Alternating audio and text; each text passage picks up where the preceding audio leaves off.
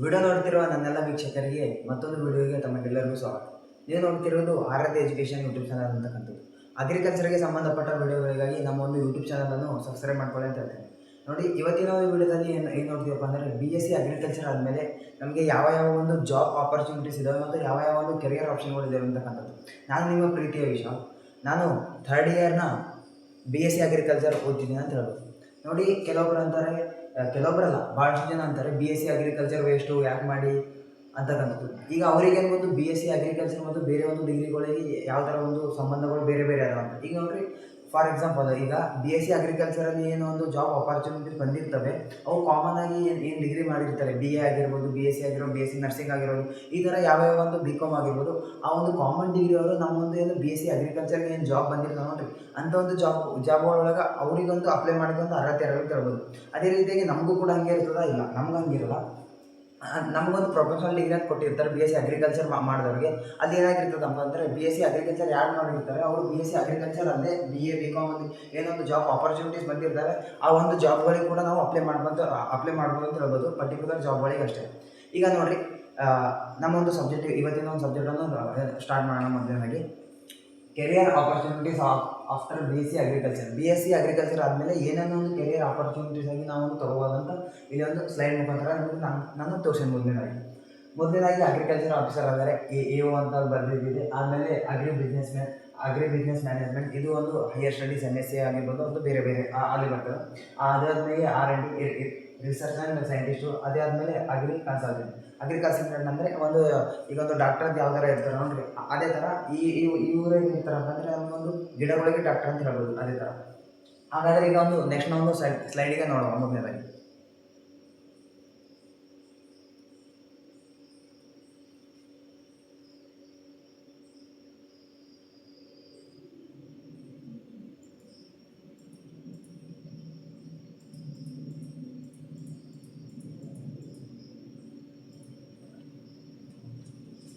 ನೋಡಿರಿ, ಫಸ್ಟಿಗೆ ಏನಪ್ಪ ಅಂದರೆ, ಫಸ್ಟಿಗೆ ನಾನು ಜಾಬ್ಸನ್ನು ಡಿವೈಡ್ ಮಾಡಿ.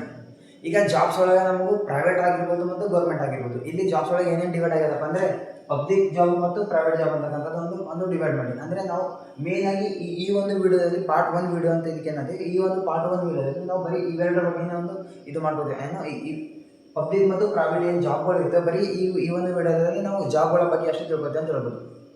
ಹಾಗಾದರೆ ಮತ್ತೆ ಏನೇನು ಮಾಡ್ಬೋದಪ್ಪ ಅಂದರೆ, ಸ್ಟಡೀಸಲ್ಲಿ. ಈಗ ಸ್ಟಡಿ ಅಂದರೆ ನಾವು ಟೀಚಿಂಗ್ ಫೀಲ್ಡಿಗೆ ಹೋಗ್ಬೋದು, ಅದೇ ರೀತಿಯಾಗಿ ಸೋಷಿಯಲ್ ಮೀಡಿಯಾ ಆಗಿರ್ಬೋದು, ನ್ಯೂಸ್ಗಳಾಗಿರ್ಬೋದು, ಜರ್ನಲಿಸಮ್ ಏನಂತೀವಿ, ಆ ಒಂದು ಜರ್ನಲಿಸಮ್ಗೆ ನಾವು ಕಾಲಿಡ್ಬೋದು ಅಂತ ಹೇಳ್ಬೋದು. ಅದಾದಮೇಲೆ ಆಂಟ್ರಪ್ರಿನರ್ಶಿಪ್ ಅಂದರೆ ನೀವು ಓನಾಗಿ ಏನಾದರೂ ಬಿಸ್ನೆಸ್ ಮಾಡ್ತೀರಾ, ನಿಮ್ಮೊಂದು ಸ್ಟ್ಯಾಂಡರ್ಡ್ ತೊಗೊಂಡಂತರ ನಿಮ್ಮೊಂದು ಬ್ಯಾಕ್ಗ್ರೌಂಡ್ ಒಂದು ಚಲೋ ಇತ್ತಪ್ಪ ಅಂದರೆ ನೀವು ಓನಾಗಿ ಕೂಡ ಬಿಸ್ನೆಸ್ಸನ್ನು ಮಾಡ್ಬೋದು ಅಂತ ಹೇಳ್ಬೋದು. ಈಗ ನಾನು ಈ ಒಂದು ವಿಡಿಯೋದಲ್ಲಿ ಪರ್ಟಿಕ್ಯುಲರ್ ಆಗಿ ಬರೀ ಜಾಬ್ಸ್ನ ಬಗ್ಗೆ ಅಷ್ಟೇ ತೊಗೊಂಡಿದ್ದೀನಿ, ಹೈಯರ್ ಸ್ಟಡೀಸ್ ಏನೂ ಇಲ್ಲ. ಅದಾದಮೇಲೆ ಒಂದು ಎಂಟರ್ಪ್ರಿನರ್ಶಿಪ್ ಯಾವ ಥರ ಅಂತ. ಈಗ ಹೈಯರ್ ಸ್ಟಡೀಸ್ ಬೇಕಿದ್ದರೆ ಮುಂದಿನ ಒಂದು ವಿಡಿಯೋಗಳನ್ನ ನೋಡೋಣ. ಈ ಒಂದು ಜಾಬ್ಸಲ್ಲಿ ಭಾಳ ಏನೋ ಒಂದು ಮೇನ್ ಸೆಕ್ಟರ್ಗಳು ಏನಿರ್ತವೆ, ಆ ಒಂದು ಮೇನ್ ಸೆಕ್ಟರ್ಗಳಿಗೆ ಅಷ್ಟೇ ತೊಗೊಂಡಿದ್ದೀನಿ. ಒಂದು 20ರಿಂದ 30 ಜಾಬ್ಗಳು ಇಲ್ಲಿ ಒಂದು ಕವರ್ ಆಗಿರ್ಬೋದು ಅಂತ ಹೇಳ್ಬೋದು. ಈಗ ಮೊದಲನೇದಾಗಿ ಜಾಬ್ಸ್ಗಳ ಬಗ್ಗೆ ತೊಗೊಂಡು ನೋಡ್ರಿ.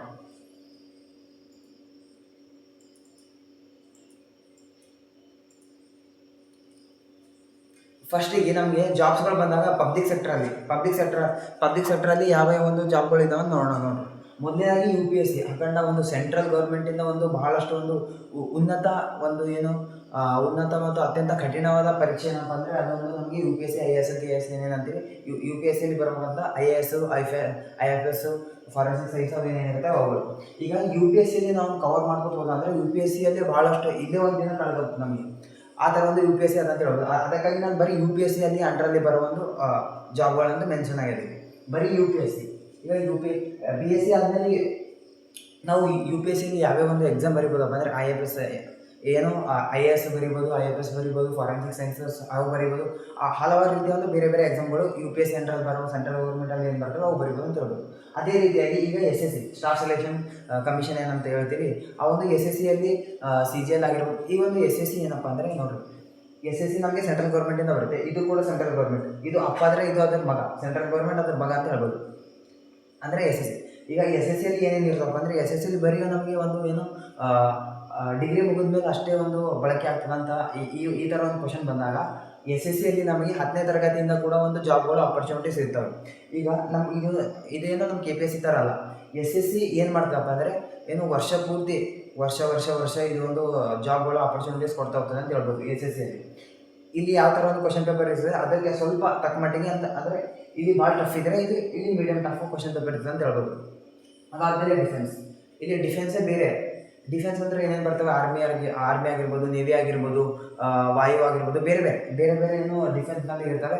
ಆರ್ಮಿಗೆ ಸಂಬಂಧಪಟ್ಟ ಒಂದು ಏನೋ ಜಾಬ್ ಆಪರ್ಚುನಿಟೀಸ್ ಇಲ್ಲಿ ಬರ್ತವೆ ಅಂತ ಹೇಳ್ಬೋದು. ಇಲ್ಲಿ ನೋಡಿರಿ, ಪಬ್ಲಿಕ್ ಸೆಕ್ಟ್ರಲ್ಲಿ ಮೇನ್ 3 ಬಾಡೀಸ್ ಏನಪ್ಪ ಅಂದರೆ UPSC, ಅದೇ ರೀತಿಯಾಗಿ SSC, ಅದಾದಮೇಲೆ ಡಿಫೆನ್ಸ್ ಅಂತಕ್ಕಂಥದ್ದು.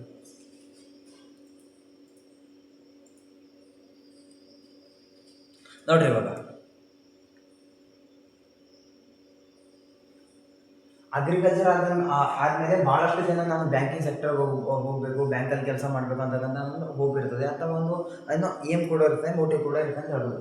ಈಗ ನಮಗೊಂದು ಬ್ಯಾಂಕಿಂಗ್ ಸೆಕ್ಟರ್ಗಳಲ್ಲಿ ಯಾವ ಒಂದು ಜಾಬ್ಗಳು ಇನ್ನು ಕರೀತಾರೆ ಅಥವಾ ಯಾವ ಒಂದು ಜಾಬ್ಗಳು ಇರ್ತವೆ ಅಂತಕ್ಕಂಥದ್ದು ನೋಡಬೇಕಾದ್ರೆ ಮೊದಲನೇದಾಗಿ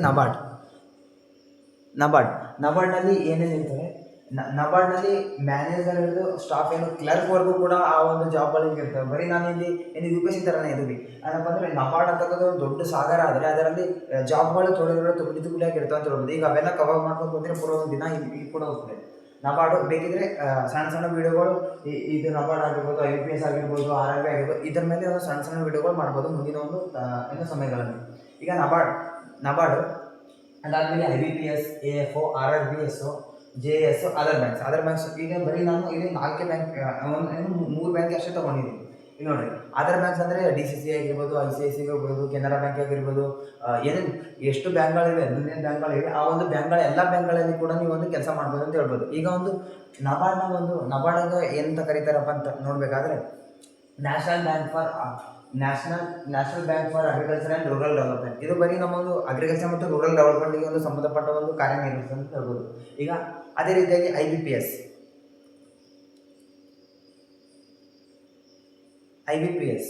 institute of banking personal selection. IBPS ಅಂದರೆ institute of banking personal selection ಅಂತಕ್ಕಂಥದ್ದು. ಏನು ಅಂದರೆ ಅಗ್ರಿಕಲ್ಚರ್ ಫೀಲ್ಡ್ ಆಫೀಸರು.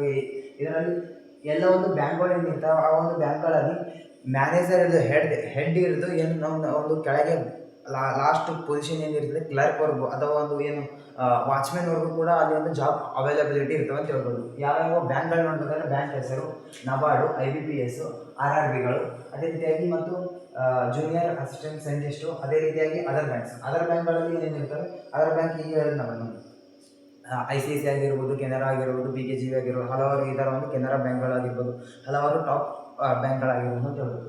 ಅದೇ ರೀತಿಯಾಗಿ ಈಗ ಒಂದು ನೆಕ್ಸ್ಟ್ ನೋಡಿ,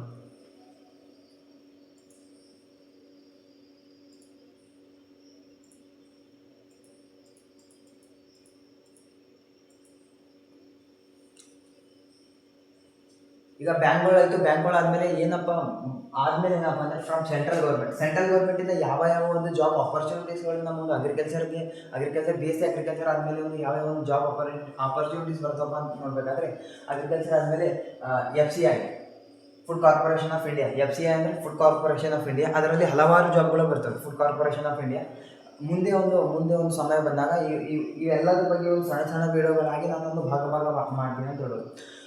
ಈ ಒಂದು ವಿಡಿಯೋಗಳು ನಿಮಗೆ ಏನಾದರೂ ಮುಂದಿನ ದಿನಗಳಲ್ಲಿ ಬೇಕಾದ್ರಪ್ಪ ಅಂದರೆ ಆರಾಧ್ಯ ಎಜುಕೇಷನನ್ನು ಫಾಲೋ ಮಾಡ್ಕೊಳ್ಳಿ ಅಥವಾ ಸಬ್ಸ್ಕ್ರೈಬ್ ಮಾಡ್ಕೊಳ್ಳಿ. ಇಲ್ಲಾಂದರೆ ಅಗ್ರಿಟಾಕ್ಸ್ ಅಂತಕ್ಕಂಥದ್ದು ಒಂದು ಏನು Instagram ID ಇದೆ. ಅದೇ ಕೂಡ ನಾನು ಈ ಒಂದು ಏನು ಸಣ್ಣ ಏನಾಗಿರ್ತವೆ ಇನ್ನು ಸೆಂಟ್ರಲ್ ಗೌರ್ಮೆಂಟಿಂದ ಒಂದು ಫಾರ್ಮ್ಗಳು ಬಂದಿರ್ತಾವೆ, ಆ ಒಂದು ಫಾರ್ಮ್ಗಳು ಅಲ್ಲಿ ತುಣುಕುಗಳಾಗಿ ಚರ್ಚೆ ಮಾಡ್ತೀನಿ ಅಂತ ಹೇಳ್ಬೋದು. ಅದೇ ರೀತಿಯಾಗಿ ಇಫ್ಕೋ ಅಂದರೆ ಏನಪ್ಪ ಅಂದರೆ ನೋಡಿರಿ, ಇಫ್ಕೋ ಅಂತಕ್ಕಂಥದ್ದು ಏನು ಇಲ್ಲಿ ಒಂದು ಫರ್ಟಿಲೈಸರ್ ಕಂಪನಿ ಆಗಿದೆ. ಇಫ್ಕೋಲಿ ಹಲವಾರು ರೀತಿಯ ಫರ್ಟಿಲೈಸರ್ಗಳು ತಯಾರು ಮಾಡ್ತಾರೆ. ಇಲ್ಲಿ ಒಂದು ಇಫ್ಕೋಲಿ ಕೂಡ ಅಗ್ರಿಕಲ್ಚರ್ ಯಾರು ಮಾಡಿರ್ತಾರೋ ಅಥವಾ ಅಗ್ರಿಕಲ್ಚರ್ BSc MSc ಯಾರು ಮಾಡಿರ್ತಾರೋ ಅವರಿಗೆ ಅತ್ಯಂತ ಒಂದು ಏನು ದೊಡ್ಡ ಬೇಡಿಕೆ ಇದೆ ಅಂತ ಹೇಳ್ಬೋದು. ಅದೇ ರೀತಿಯಾಗಿ NSC ಅಂದರೆ ಏನು ಬೀಜ ತಯಾರಿಕೆ ಕಂಪನಿಗಳಾಗಿರ್ಬೋದು. ಇವೆಲ್ಲ ನಮ್ಮ ಸೆಂಟ್ರಲ್ ಗೌರ್ಮೆಂಟ್ ಅಂತ ಯಾವ ಪ್ರೈವೇಟ್ ಅಲ್ಲ, ಇವೆಲ್ಲ ಏನು ಸೆಂಟ್ರಲ್ ಗೌರ್ಮೆಂಟ್ ಒಂದು ಅಂಡರ್ ಬರುವಂಥ ಒಂದು ಕಮಿಟಿಗಳು ಅಥವಾ ಏನು ಸೆಂಟ್ರಲ್ ಗೌರ್ಮೆಂಟ್ ಇಂದ ಬರುವಂಥ ಒಂದು ವೇಕೆನ್ಸಿಗಳಾಗಿರ್ತವೆ. AIC, CWC ಅಂದರೆ ಸೆಂಟ್ರಲ್ ವೇರಿಯಸ್ ಕಾರ್ಪೊರೇಷನ್ ಆಗಿರ್ಬೋದು. ಅದೇ ರೀತಿಯಾಗಿ CCI ಅಂದರೆ ಕಾಟನ್ ಬೋರ್ಡ್ಗೆ ಏನೋ ಒಂದು ಸಂಬಂಧಪಟ್ಟಂಥ ಏನು ಕಾಟನ್ ಬೋರ್ಡಿಂದ ಏನೋ ಒಂದು ರಿಕ್ವೈರ್ಮೆಂಟ್ ಬರ್ತವೆ, ಅಲ್ಲಿ ಆ ರಿಕ್ವೈರ್ಮೆಂಟ್ಗಳು ಇಲ್ಲಿ ಬರ್ತದೆ ಅಂತ ಹೇಳ್ಬೋದು. ಇವೆಲ್ಲ ಬರೀ ಏನೋ ಒಂದು 5 ನಾನು ಮೆನ್ಷನ್ ಮಾಡಿದ್ದೀನಿ. ಇವು ಟಾಪ್ ಒಂದು ಏನು ಸೆಂಟ್ರಲ್ ಗೌರ್ಮೆಂಟಿಂದ ಬರ್ತಕ್ಕಂಥ ವೇಕೆನ್ಸಿಗಳಾಗಿರ್ತವೆ. ಇದಕ್ಕೆ ಬಿಟ್ಟರೆ ಹಲವಾರು ವೇಕೆನ್ಸಿಗಳು ಬರ್ತವೆ. ವೈರಸ್ ಕಡೆ ವೈರಸ್ ಕಡೆಯಿಂದಾಗಿರ್ಬೋದು, ಅದೇ ರೀತಿಯಾಗಿ ವಾಟರ್ ಮ್ಯಾನೇಜ್ಮೆಂಟು, ಅದೇ ರೀತಿಯಾಗಿ ARS ದುನ್ನೆ ವೇಕೆನ್ಸಿಗಳು ಇಲ್ಲಿ ಬರ್ತವೆ ಅಂತ ಹೇಳ್ಬೋದು. ಇಲ್ಲಿ ಬರೀ ಏನು ನಾನು ಒಂದು 3 ಟಾಪ್ ಇರ್ತವೆ, ನಿಮಗೆ ಅರ್ಥ ಆಗಲಿ ಅಂತಕ್ಕಂಥ ಒಂದು ಥಾಟ್ನ ಇಟ್ಕೊಂಡು ಒಂದು 5 ಒಂದು ಮೆನ್ಷನ್ ಮಾಡಿದೆ ಅಂತ ಹೇಳ್ಬೋದು. ಯಾವುದಪ್ಪ ಅಂದರೆ FCI, IFCO, NSC, AIC, CWC, CCI ಅಂತ. ನೆಕ್ಸ್ಟ್ ನೋಡಿ.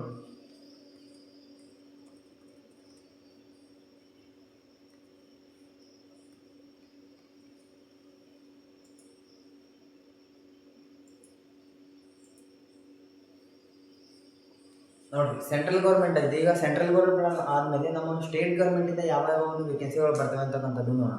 ನೋಡಿ, ನಮ್ಮೊಂದು ಸ್ಟೇಟ್ ಗೌರ್ಮೆಂಟಿಂದ ADO, agriculture development officer, HDO, horticulture development officer, ಅದೇ ರೀತಿಯಾಗಿ ranger, EO, agriculture officer, KPSC. ಏನೋ ನಮ್ಮ ಒಂದು ಸೆಂಟ್ರಲಲ್ಲಿ UPSC ಯಾವ ಥರ ಇತ್ತು, ಯಾವ ಒಂದು ಸ್ಟೇಟ್ಗಳಲ್ಲಿ ಅಂದರೆ ಗುಜರಾತ್ಗೆ ಬೇರೆ ಬೇರೆದಾಗಿರ್ಬೋದು, ಮಧ್ಯಪ್ರದೇಶಗೆ, ರಾಜಸ್ಥಾನ್ಗೆ ಬೇರೆ ಬೇರೆ, ಅದಕ್ಕೆ ಒಂದು ಸಂಬಂಧಪಟ್ಟ ಸ್ಟೇಟ್ಗಳಿಂದ ಅದರ ಒಂದು ಸ್ಟೇಟ್ಗಳಿಂದ ಬೇರೆ ಬೇರೆ ಆದ ಒಂದು ಏನೋ ಸೆಂಟ್ರಲ್ನ ಒಂದು ಏನು ಅವರ ಒಂದು ಸ್ಟೇಟ್ಗಳಿಂದ ಅವರ ಒಂದು ಸಿವಿಲ್ನ ಎಕ್ಸಾಮ್ಗಳು ಬಿಡ್ತಾರೆ ಅಂತ ಹೇಳ್ಬೋದು. ಇಲ್ಲಿ ನಾವು ಕರ್ನಾಟಕದಿಂದ KPSC ಏನು ಮಾಡ್ತಾರೆ, IS ಆಗಿರ್ಬೋದು, KS ಆಗಿರ್ಬೋದು, ಅದೇ ರೀತಿಯಾಗಿ ತಹಸೀಲ್ದಾರ್ ಆಗಿರ್ಬೋದು, ಏನು ಉನ್ನತ ಗ್ರೇಡ್ ಎ ಅಂತ ಏನೋ ಒಂದು ಜಾಬ್ಗಳ ಹೆಸರು ಹೇಳ್ತೀವಿ, ಅವು ರಿಕ್ವೈರ್ಮೆಂಟ್ ಮಾಡ್ತಾರೆ ಅಂತ ಹೇಳ್ಬೋದು. ನೋಡಿರಿ, ನಮಗೆ ADO, ಅಗ್ರಿಕಲ್ಚರಲ್ ಡೆವಲಪ್ಮೆಂಟ್ ಆಫೀಸರ್ ಅಂತಕ್ಕಂಥದ್ದು, ಅದೇ ರೀತಿಯಾಗಿ ಹಾರ್ಟಿಕಲ್ಚರ್ ಡೆವಲಪ್ಮೆಂಟ್ ಆಫೀಸರ್, ರೇಂಜರ್ ಎದರ ಬರ್ತಾರಪ್ಪ ಅಂದರೆ ಫಾರೆಸ್ಟ್ನ ಒಂದು IFSನ ಒಂದು ಅಡಿಯಲ್ಲಿ ಬರ್ತಾರೆ ಅಂತ ಹೇಳ್ಬೋದು. ಅದೇ ರೀತಿ ಅಗ್ರಿಕಲ್ಚರ್ ಆಫೀಸರ್ ಮತ್ತು KPSC. ಇನ್ನು ಸೆಂಟ್ರಲ್ ಗೌರ್ಮೆಂಟ್ ಆದಮೇಲೆ ನಮ್ಮೊಂದು ಸ್ಟೇಟ್ ಗೌರ್ಮೆಂಟ್ಗೆ ಅಂದರೆ KPSC ಕಡೆಯಿಂದ ನೋಡಬೇಕಾದ್ರೆ ತಹಸೀಲ್ದಾರ್ ಆಗಿರ್ಬೋದು, ಅದೇ ರೀತಿಯಾಗಿ ಮತ್ತೇನೇನು ಹೇಳ್ತೀವಿ, ಬೇರೆ ಬೇರೆ VA ಆಗಿರ್ಬೋದು, ಬೇರೆ ಬೇರೆ ಹಲವಾರು ಒಂದು ಏನು KPSC ಅಡಿಯಲ್ಲಿ ಕೂಡ ಒಂದು ಜಾಬ್ನ ಒಂದು ರಿಕ್ವೈರ್ಮೆಂಟ್ ಕರೀತಾರೆ ಅಂತ ಹೇಳ್ಬೋದು. ಅದಕ್ಕೆ ಕಾಮನ್ ಆಗಿ ಡಿಗ್ರಿ ಬೇಕಿದ್ರೆ ಸಾಕು. ನಾವು ಕೂಡ ಅಲ್ಲಿ ಅಪ್ಲೈ ಮಾಡ್ಬೋದು, ಯಾಕಂದರೆ ನಾವು ಅಗ್ರಿಕಲ್ಚರ್ ಕೂಡ ಒಂದು ಡಿಗ್ರಿ ಅಲ್ವಾ. ಕಾಮನ್ ಆಗಿ ನಾವು ಕೂಡ ಅಲ್ಲಿ ಒಂದು ಪಾರ್ಟಿಸಿಪೇಷನ್ ಮಾಡ್ಬೋದು. ಅವರು ನಮ್ಮ ಕಡೆ ಪಾರ್ಟಿಸಿಪೇಷನ್ ಮಾಡೋಂಗಿಲ್ಲ ಅಂತ ಹೇಳ್ಬೋದು ಮೊದಲೇ ಹೇಳೋದು. ಅದಾದಮೇಲೆ ಮತ್ತೆ ನೆಕ್ಸ್ಟ್ ನೋಡೋಣ.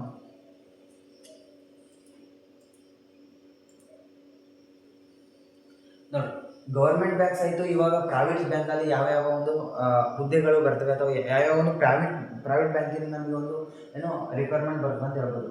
ಎಸ್ ಬ್ಯಾಂಕ್ ಆಗಿರ್ಬೋದು, DC bank, HDFC, ICIC bank, Axis bank, PKGP bank ಅಂತ. ಈಗ ಗೌರ್ಮೆಂಟ್ ಬ್ಯಾಂಕಲ್ಲಿ ಏನು ನಮಗೆ ಒಂದು ಹುದ್ದೆ ಸಿಗಲಿಲ್ಲ ಅಥವಾ ಗೌರ್ಮೆಂಟ್ ಬ್ಯಾಂಕ್ ಅವರಿಂದ ಏನೋ ಒಂದು ರಿಕ್ವೈರ್ಮೆಂಟ್ ಬಂದಿಲ್ಲ ಅಂತಕ್ಕಂಥ ಒಂದು ಸಂದರ್ಭಗಳಲ್ಲಿ, ಅಥವಾ ಗೌರ್ಮೆಂಟ್ ಬ್ಯಾಂಕಿಂದ ನಮಗೆ ಹುದ್ದೆ ಪಡೆಯಲು ಆಗಲಿಲ್ಲ ಅಂತ ಒಂದು ಸಂದರ್ಭಗಳಲ್ಲಿ ಪ್ರೈವೇಟ್ ಬ್ಯಾಂಕಿಗೆ ನಾವು ಅಪ್ಲೈ ಕೂಡ ಮಾಡ್ಬೋದು ಅಂತ ಹೇಳ್ಬೋದು. ಪ್ರೈವೇಟ್ ಬ್ಯಾಂಕ್ ಯಾವಪ್ಪ ಅಂದರೆ PKGP ಆಗಿರ್ಬೋದು, ಎಸ್ ಬ್ಯಾಂಕ್ ಆಗಿರ್ಬೋದು, DC ಬ್ಯಾಂಕ್ ಆಗಿರ್ಬೋದು, HDFC ಆಗಿರ್ಬೋದು, ICIC ಆಗಿರ್ಬೋದು, ಮತ್ತು ಅದೇ ರೀತಿಯಾಗಿ ಆಕ್ಸಿಸ್ ಬ್ಯಾಂಕ್ ಆಗಿರ್ಬೋದು. ಈ ಒಂದು ಬ್ಯಾಂಕ್ಗಳಲ್ಲಿ ನಮಗೆ ಈಗ ಒಂದು ದೊಡ್ಡ ಕ್ವಶನ್ ಬರುತ್ತೆ. ಇಷ್ಟೊಂದು ಬ್ಯಾಂಕ್ಗಳು ಇವೆ, ಇದಕ್ಕೆ ಬಿಟ್ಟರೆ ಇನ್ನೂ ಹಲವಾರು ಬ್ಯಾಂಕ್ಗಳು ಕೂಡ ಇವೆ.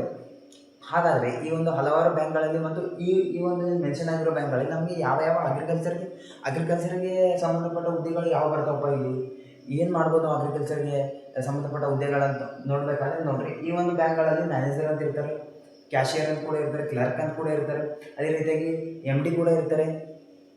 ಈ ಎಲ್ಲ ಏನು ಬೇಕು ಅವರಿಗೆಲ್ಲ ಅವರ ಒಂದು ಹುದ್ದೆಗಳು ಪಡೀಲಿಕ್ಕೆ ಏನು ಬೇಕು, ಕಾಮನ್ ಆಗಿ ಡಿಗ್ರಿ ಬೇಕು. ನಮಗೇನು ನಾವು BSc ಅಗ್ರಿಕಲ್ಚರ್ ಮಾಡಿರ್ತೀವಿ, ಅದು ಕೂಡ ಒಂದು ಡಿಗ್ರಿನೇ ಅಲ್ವಾ. ಈ ಒಂದು ಡಿಗ್ರಿ ತೊಗೊಂಡು ನಾವು ಅಲ್ಲಿ ಕೂಡ ಅಪ್ಲೈ ಮಾಡ್ಬೋದು ಅಂತ ಹೇಳ್ಬೋದು.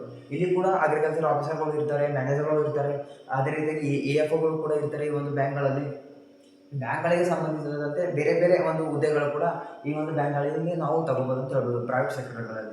ಅದೇ ರೀತಿಯಾಗಿ ಪ್ರೈವೇಟ್ ಸೆಕ್ಟರ್ಗಳಲ್ಲಿ ಏನು ಜಾಬ್ ತೊಗೊಂಡ್ರೆ ಒಂದು 20,000 30,000 ಅಷ್ಟೇ ಒಂದು ಸಂಬಳ ಕೊಡ್ತಾರೆ ಅಂತಿಲ್ಲ.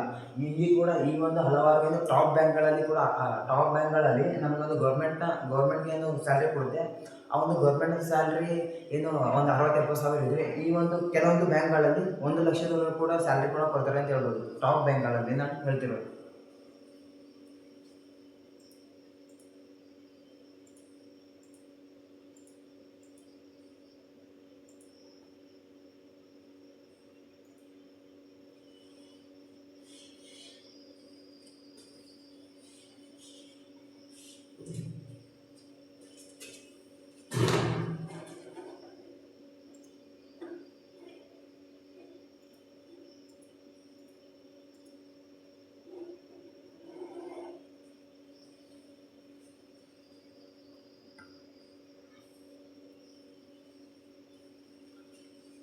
ನೋಡ್ರಿ, ಈಗ ಬ್ಯಾಂಕಿಂಗ್ ಸೆಕ್ಟರ್ಗಳಲ್ಲಿ ಎಲ್ಲ ಕೆಲಸ ಮುಗಿತು. ಬ್ಯಾಂಕಿಂಗ್ ಸೆಕ್ಟರ್ ಆಯಿತು, ಸ್ಟೇಟ್ ಲೆವೆಲ್ ಆಯಿತು, ಎಲ್ಲ ಕಡೆಯಿಂದ ನಮಗೊಂದು ಗೌರ್ಮೆಂಟ್ನ ಕಡೆಯಿಂದ ಕೂಡ ಕೆಲಸ ಸಿಕ್ಕಿಲ್ಲಪ್ಪ, ನಮಗೊಂದು ಪ್ರೈವೇಟ್ನ ಕಡೆಯಿಂದ ಕೂಡ ಕೆಲಸ ಸಿಕ್ಕಿಲ್ಲ, ನಮಗೇನು ಬೇರೆ ಬೇರೆ ಸೆಕ್ಟರ್ಗಳಲ್ಲಿ ಕೆಲಸ ಸಿಕ್ಕಿಲ್ಲಪ್ಪ ಅಂದರೆ ಲಾಸ್ಟಾಗಿ ಬರೋದೇ ಇನ್ಪುಟ್ಸ್ಗಳು. ಈಗ ಇನ್ಪುಟ್ಸ್, ಅಗ್ರಿಕಲ್ಚರ್ಗೆ ಇನ್ಪುಟ್ಸ್ಗಳು ಏನೇನು ಬೇಕಪ್ಪ ಅಂತ ನೋಡಬೇಕಾದ್ರೆ ಸೀಡ್ ಆಗಿರ್ಬೋದು, ಫರ್ಟಿಲೈಸರ್ಗಳಾಗಿರ್ಬೋದು, ಆರ್ಗ್ಯಾನಿಕ್ ಏನೇನು ಇರ್ತವೆ ಅವು ಆಗಿರ್ಬೋದು, ಅದೇ ರೀತಿಯಾಗಿ ಒಂದು ಇಕ್ವಿಪ್ಮೆಂಟ್ಸ್ ಆಗಿರ್ಬೋದು, ಟ್ರ್ಯಾಕ್ಟರ್ಗಳಾಗಿರ್ಬೋದು, ಅವು ಬೇರೆ ಬೇರೆಗಳಾಗಿರ್ಬೋದು ಅಲ್ವಾ.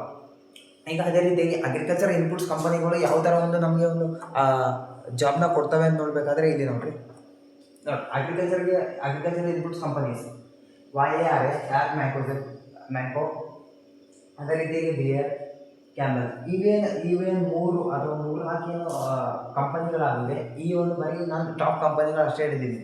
ಈಗ ಈ ಒಂದು ಮೂರ್ನಾಲ್ಕು ಕಂಪನಿಗಳು ಬಿಟ್ಟು ಹಲವಾರು ಕಂಪನಿಗಳು ಈ ರೀತಿ ಕೂಡ ಏನಿದೆ, BSc ಅಗ್ರಿಕಲ್ಚರ್ ಮುಗಿದ್ರೆ ಸಾಕು 20,000 30,000 40,000 ಒಂದು ಸ್ಯಾಲ್ರಿ ಕೊಟ್ಟು ಅವರೊಂದು ಜಾಬ್ನ ಆಪರ್ಚುನಿಟಿ ಕೊಡ್ತಾರೆ ಅಂತ ಹೇಳ್ಬೋದು. ಇವೆಲ್ಲ ಏನು ಫರ್ಟಿಲೈಸರ್ ಕಂಪನಿಗಳು. ಈಗ ಫರ್ಟಿಲೈಸರ್ ಕಂಪನಿ ಏನು ಅಗ್ರಿಕಲ್ಚರ್ ಮುಗಿದ ಮೇಲೆ ಬರೀ ನಾವು ಫರ್ಟಿಲೈಸರ್ ಕಂಪನಿಗಳಲ್ಲಿ ಅಷ್ಟೇ ಕೆಲಸ ಮಾಡ್ಬೋದು. ಇಲ್ಲಲ್ಲ, ಅಗ್ರಿಕಲ್ಚರ್ ಮುಗಿದಾದ್ಮೇಲೆ ನಮಗೊಂದು ಸ್ವಲ್ಪ ನಾಲೆಜ್ ಇರುತ್ತೆ. ಬೀಜವನ್ನು ತಯಾರಿಕೆ ಆ ಒಂದು ಕಂಪನಿಗಳಲ್ಲೂ ಕೂಡ ಕೆಲಸ ಮಾಡ್ಬೋದು. ಅದೇ ರೀತಿಯಾಗಿ ಏನು ಮತ್ತು ಇನ್ಪುಟ್ಸ್ಗಳು ಏನೇನು ತಯಾರು ಮಾಡ್ತವೆ ಅಂದರೆ ಟ್ರ್ಯಾಕ್ಟರ್ಗಳಾಗಿರ್ಬೋದು, ನೇಗಿಲ್ಗಳಾಗಿರ್ಬೋದು, ಅದೇ ರೀತಿಯಾಗಿ ಬೇರೆ ಬೇರೆ ಒಂದು ಫರ್ಟಿಲೈಸರ್ಸ್ ಕಂಪನಿ ಆಗಿರ್ಬೋದು. ಈ ಒಂದು ಏನು ಕಂಪನಿಗಳು ಏನೇನು ಇರ್ತವೆ ಆ ಒಂದು ಕಂಪನಿಯಲ್ಲಿ ಕೂಡ ನಾವು ಹ್ಯಾಸ್ ಏನು ಅಗ್ರಿಕಲ್ಚರ್ BSc ಅಗ್ರಿಕಲ್ಚರ್ ಮುಗಿದ್ಮೇಲೆ ಒಂದು ಕೆಲಸ ಮಾಡ್ಬೋದು ಅಂತ ಹೇಳ್ಬೋದು. ಆ ಒಂದು ಕಂಪನಿಯಲ್ಲಿ ಕೂಡ ನಮಗೆ ಒಳ್ಳೆಯ ರೀತಿಯ ಸ್ಯಾಲ್ರಿ ಕೊಡ್ತಾರೆ ಅಂತ ಹೇಳ್ಬೋದು. ಇನ್ನು ಗೌರ್ಮೆಂಟ್ಗೆ ಬಿಟ್ಟು ಗೌರ್ಮೆಂಟ್ಗೆ ಏನು ನಮಗೊಂದು ಗೌರ್ಮೆಂಟ್ನ ಒಂದು ಏನೋ ಜಾಬ್ ಸಿಕ್ಕಿಲ್ಲಪ್ಪ, ಗೌರ್ಮೆಂಟಿಂದ ಒಂದು ವೇಕೆನ್ಸಿ ಕೂಡ ಬಂದಿಲ್ಲ, ಲೇಟ್ ಆಗ್ತಿದೆ ಆ ಒಂದು ಸಂದರ್ಭಗಳಲ್ಲಿ ಇಂಥ ಒಂದು ಕಂಪನಿಗಳಲ್ಲಿ ನಾವು ಆ್ಯಸ್ ಎ ಅಗ್ರಿಕಲ್ಚರ್ ಗ್ರ್ಯಾಜುಯೇಟ್ ಆಗಿ ಸೇರ್ಕೋಬೋದು ಅಂತ ಹೇಳ್ಬೋದು. ಈಗ ನೆಕ್ಸ್ಟ್ ನೋಡ್ರಿ,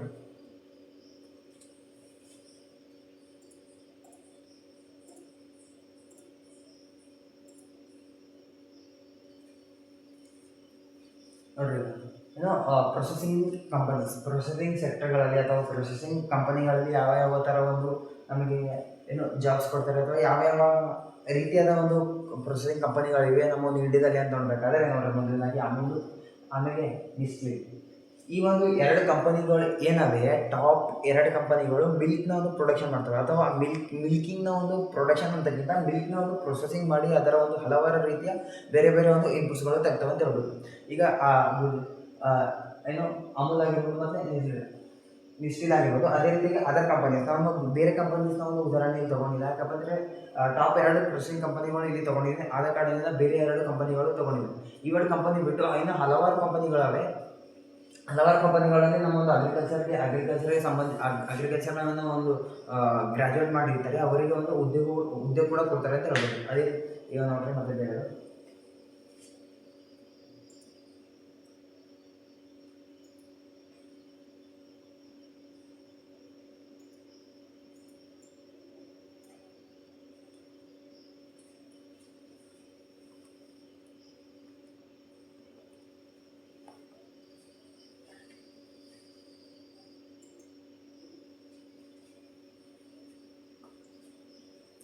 ನೋಡ್ರಿ, ಸ್ಲೈಡ್ ಮುಗೀತು.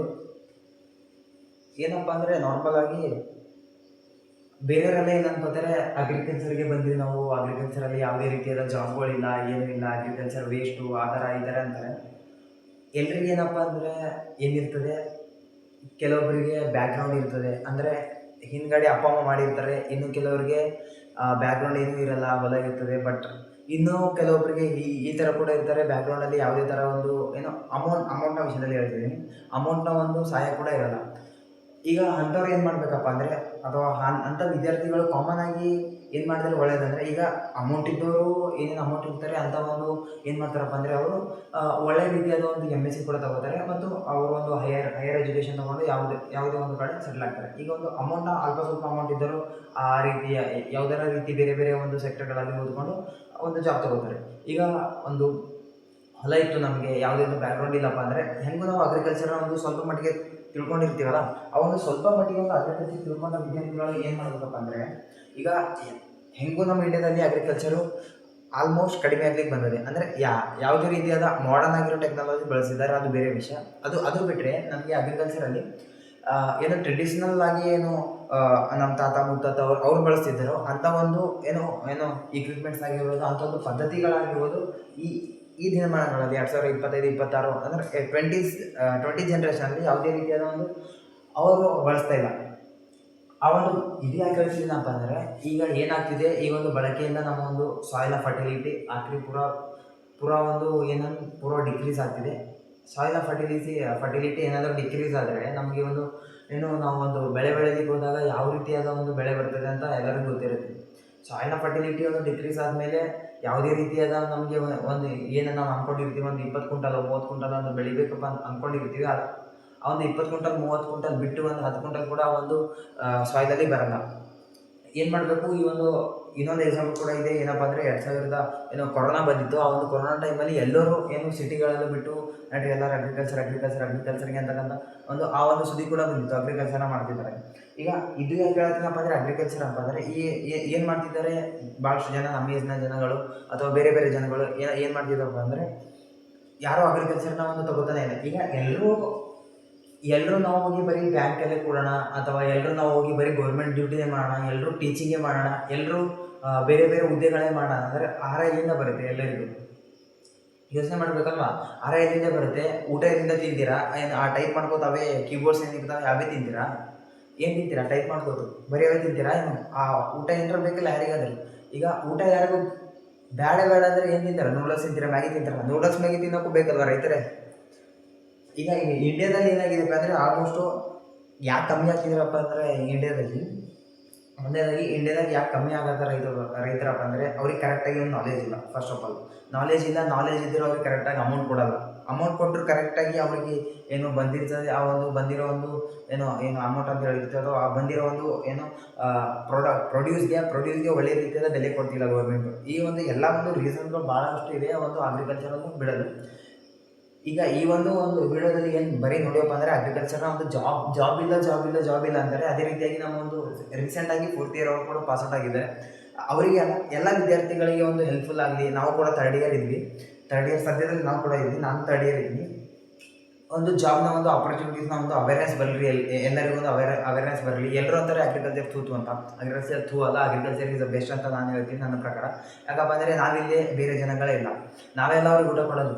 ಅದೇ ಆ ಒಂದು ಕಾರಣದಿಂದ ಅಗ್ರಿಕಲ್ಚರ್ ಇಲ್ಲೇ ಬೇರೆ ಒಂದು ಜನಗಳಿಲ್ಲ, ಅವರು ಬದುಕೋದು ಸಾಧ್ಯ ಇಲ್ಲ. Agriculture is the best. ಯಾರು ಅಗ್ರಿಕಲ್ಚರ್ಗೆ ಒಂದು ಬೇಜಾರಾಗಬೇಡಿ. ಅಗ್ರಿಕಲ್ಚರಲ್ಲಿ ಏನೂ ಸಿಗಲಿಲ್ಲ ಬಂದರೆ ನೀನು ಆಖರಿಗೆ ರೈತ ಕೂಡ ಆಗ್ಬೋದು.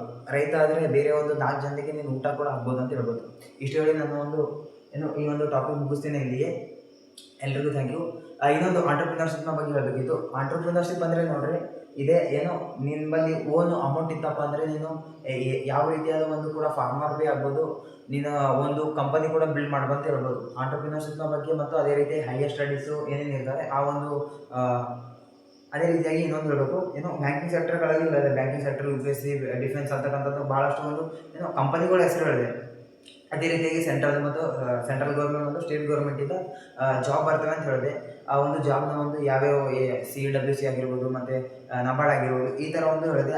IFC ಅಂತ ಹೇಳಿದೆ, CWC ಅವೆಲ್ಲ ಹೇಳಿದೆ. ಈಗ ನೆಕ್ಸ್ಟ್ ಒಂದು ವಿಡಿಯೋಗಳಲ್ಲಿ ಏನು ನೋಡೋಣಪ್ಪ ಅಂದರೆ, ಆ ಒಂದು ಪರ್ಟಿಕ್ಯುಲರ್ ಆದ ಒಂದು ಈಗ ನಬಾರ್ಡ್ ತಗೊಳ್ಳೋಣ. ನಬಾರ್ಡ್ ಆ ನಬಾರ್ಡಲ್ಲಿ ಯಾವ್ಯಾವ ಒಂದು ಹುದ್ದೆಗಳು ಬರ್ತವೆ, ಯಾವ ಹುದ್ದೆಗಳಿಗೆ ಏನೇನು ಒಂದು ರಿಕ್ವೈರ್ಮೆಂಟ್ ಬೇಕು ಅಂತಕ್ಕಂಥದ್ದು ಮುಂದಿನ ವಿಡಿಯೋಗಳಲ್ಲಿ ಆದಷ್ಟು ಚರ್ಚೆ ಮಾಡೋಣ. ಯಾಕಪ್ಪ ಅಂದರೆ ಇನ್ನೂ 2 ತಿಂಗಳಲ್ಲಿ ನಮ್ಮದು ಕೂಡ ಥರ್ಡ್ ಇಯರ್ ಮುಗಿಯುತ್ತೆ, ಎಕ್ಸಾಮ್ ಕೂಡ ಇದೆ. ವಿಡಿಯೋಸ್ ಎಲ್ಲ ಮಾಡೋಕ್ಕಾಗಲ್ಲ, ನೋಡೋಣ. ಸಾಧ್ಯ ಆದರೆ ವಿಡಿಯೋ ಮಾಡ್ತೀನಿ. ಅಲ್ಲಿವರೆಗೂ ನೋಡ್ತಾ ಇರಿ. ಥ್ಯಾಂಕ್ ಯು, ನಮಸ್ಕಾರ.